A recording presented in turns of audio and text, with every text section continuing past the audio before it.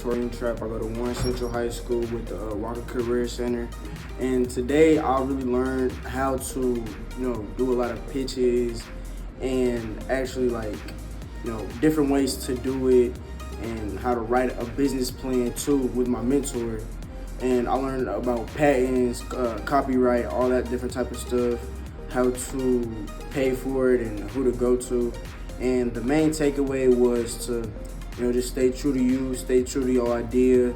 And, when you stumble, just keep going no matter what. My name is Ruben Benzel, and I am by day a math teacher at Heron High School.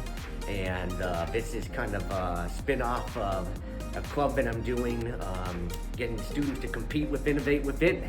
And I think what's really neat about Innovate Within is it's a Shark Tank-like competition. Actually today it was kind of like where Shark Tank meets MasterChef, where students have to be in the problem-solving mindset for planning a project or engaging in a problem and coming up with solutions.